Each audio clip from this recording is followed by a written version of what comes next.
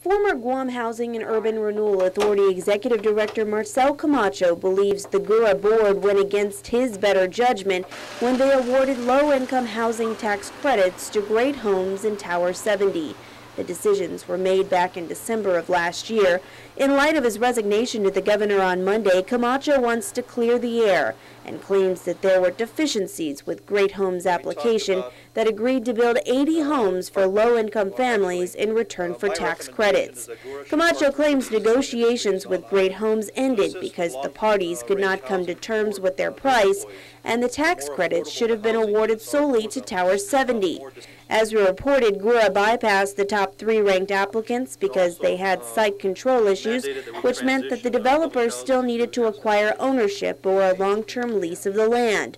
Awards were subsequently given to Great Homes and Tower 70.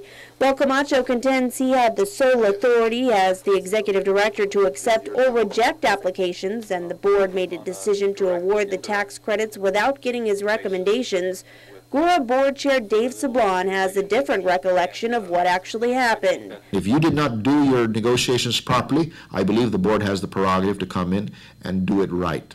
And we did that.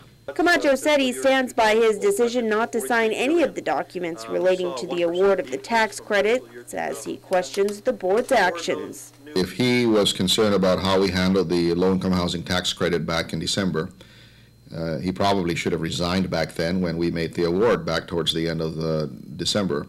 Instead, he waited until, the board was ready to take some action, completely separate from this issue. Sablon wouldn't get into specifics, but said the board found improprieties with the way Camacho handled negotiations with Great Homes. You negotiate. The proposal was properly given. You look at the evaluation criteria. They met everything. They got their points. They're now in the running to discuss this matter with you.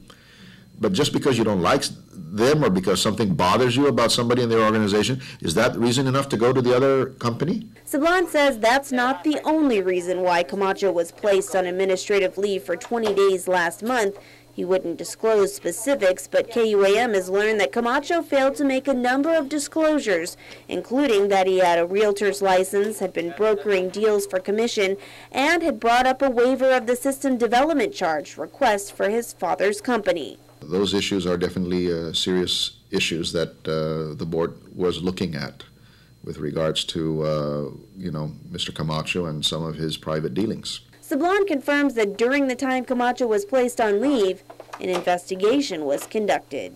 As far as what we had found and our investigation is concerned, it's kept confidential in the file of our attorney, as far as we're concerned.